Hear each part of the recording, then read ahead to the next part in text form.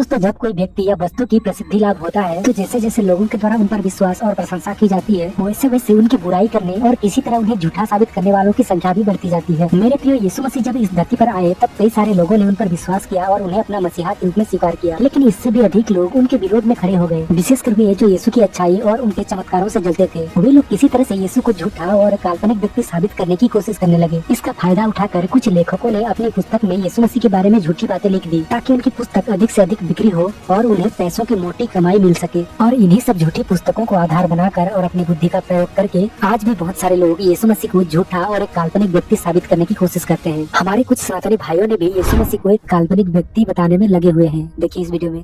दोस्तों, मेरे भारत के विश्व के कोई भी व्यक्ति ईसा मसीह को भगवान मानता है, गॉड मानता है, ईश्वर पुत्र मानता है, वह सभी के सभी लोग मिथ्या कल्पनाओं में जी रहे हैं। क्योंकि मैं आपके सामने ऐतिहासिक रूप से ये सिद्ध कर दूंगा कि जिसको आप भगवान कहते हो, जिस जीसस को आप ईश्वर पुत्र कहते हो, यह जीसस नाम का व्यक्ति कभी इतिहास में पैदा ही नहीं हुआ। क्या बोला? दोस्तों, मैं जानता था आप ये बात सुनकर चूक जाएंगे, परंतु आप सभी को मैं दावे के साथ ये सिद्ध करके दिखाऊंगा, जिसको आप जीसस कहते हैं, यह व्यक्ति तो इतिहास में कभी जन्मा ही नहीं।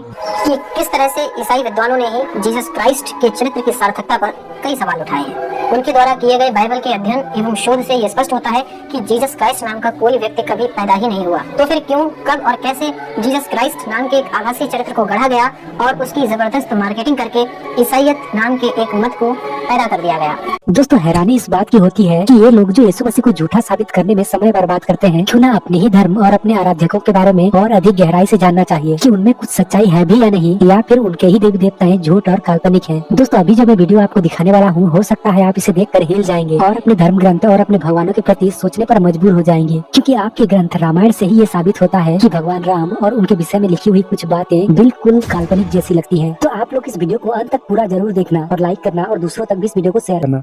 अगर हम थोड़ी देर के लिए मान भी ले कि नहीं राम था, तो राम में कोई अच्छाई नहीं है। उसका मैं 2-3 उदाहरण बताता हूँ। हम कह रहे हैं, लेकिन लोग तो उन्हें पुरुषोत्तम बताते हैं। वही मैं कह रहा हूँ, पुरुषोत्तम राम नहीं है। पुरुषोत्तम जो है वो रावण है।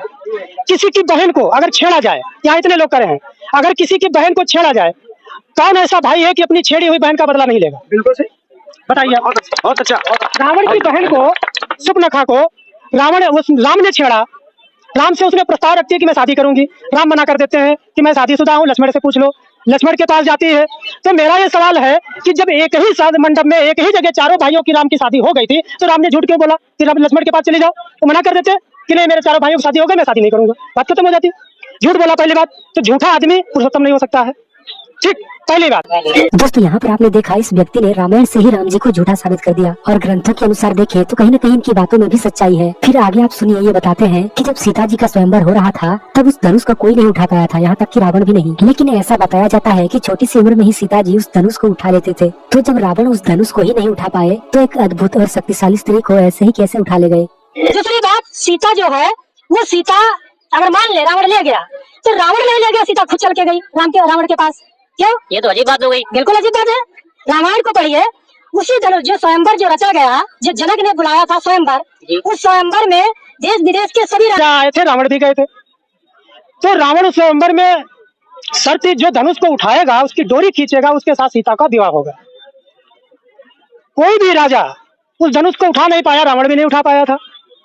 ठीक है, तो रावण भी नहीं उठा पाया था, तो उसमें एक दोहा मुझे याद नहीं है, दोहा है कि 10,000 राजा एक साथ उठाए थे। भूप सहस्र एक ही बारा, लगे उठावन तारे न डारा। हाँ, मतलब 10,000 राजा उठाए थे उसको जी। तो मेरा ये सवाल है, 10,000 लोगों को खड़ा करिए, एक आदमी को लगभग 1.5-2 फीट जमीन चाहिए है। 10,000 राजाओं को खड़ा करिए आप, तो कम से कम 3 किलोमीटर की लाइन बनेगी। तो क्या धनुष 3 किलोमीटर का था? 3 किलोमीटर का धनुष था, इसीलिए इसको काल्पनिक मानते हैं। दूसरी चीज, 3 किलोमीटर का नहीं हो सकता है। हम थोड़ा छोटा कर ले, 5,000 उधर से खड़े कर ले, 5,000 इधर खड़ा है, तब भी 1.5 किलोमीटर का बनता है। हम थोड़ी और कल्पना करें, मान लो 10,000 राजा उठा लेते, मान लो थोड़ी देर कल्पना करें, 10,000 राजा उठा लेते, सीता की शादी किसके साथ होती? हमें बताओ, सीता की शादी किसके साथ होती? ठीक, चलो नहीं उठा पाया, कोई बात नहीं। तो मेरा ये सवाल है, सीता रावण को कैसे उठा लेगा? आपका सवाल है सीता रावण। तो मेरा ये कहना है कि जिस धनुष को 10,000 राजा नहीं उठा पाए, उस धनुष को अकेले सीता उठा लेती थी। जिस धनुष को रावण नहीं उठा पाया, उस धनुष को अकेले सीता उठा लेती थी। लेकिन वो सीता माता थी ना, उन्हें वरदान था, उनके अंदर शक्ति थी। तो रावण कमजोर हो गया। भाई साहब, सवाल पूरा हो जाने दीजिए। जो रावण जो कमजोर था, सीता बलशाली थी, तो बलशाली को रावण कमजोर रावण उठा कैसे ले गया? हम कह रहे हैं आज आजमा लो, कोई महिला ताकतवर हो, किसी छेड़ को दिखाए, कोई आदमी अगर कमजोर पुरुष है छेड़ सकता है, ताकतवर महिला, बहुत सी ऐसी महिला मैंने घटना देखी अपने पति को मारती जो कमजोर है, ठीक है। तो मेरा कहने मतलब कमजोर रावण वो जो बलशाली सीता को उठा कैसे ले गया, मेरा सवाल ये है।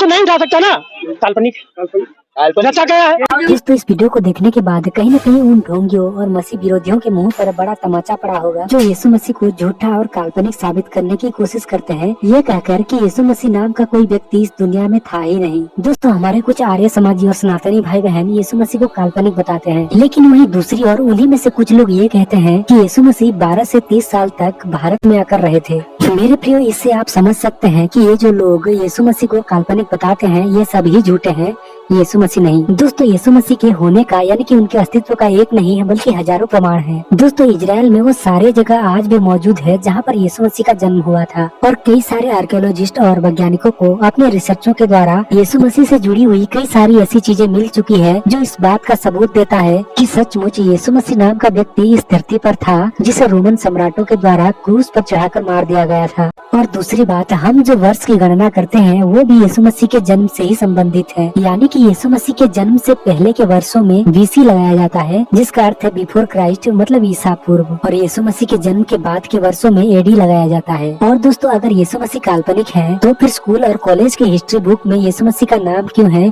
और उसे क्यों पढ़ाया जाता है? दोस्तों प्राचीन समय के कई सारे ऐसे यहूदी इतिहासकार जो यीशु मसीह पर विश्वास नहीं करते थे, उन्होंने भी अपनी पुस्तक में यीशु मसीह का जिक्र किया है, जैसे कि Flavius Josephus, Tacitus, Pliny the younger, Lucian of Samosata, Mara bar Serapion, Phlegon of Tralles, ये सभी इतिहासकार जिन पर अधिकतम भरोसा किया जाता है, इन्होंने भी अपनी अपनी पुस्तक में यीशु मसीह और उनसे जुड़ी हुई लोगों के बारे में लिखा है, जो हमें इस बात का सबूत देती है कि सचमुच यीशु मसीह इस धरती पर थे। दोस्तों यीशु मसीह के समय से लेकर आज तक जितने ने भी यीशु मसीह को झूठा और काल्पनिक साबित करने की कोशिश करी है, वे सब के सब खुद ही झूठे साबित हो गए, पर यीशु मसीह को कभी गलत साबित नहीं कर सके, क्योंकि यीशु मसीह जीवित परमेश्वर है जो पहले थे, आज भी है और आगे भी रहेंगे।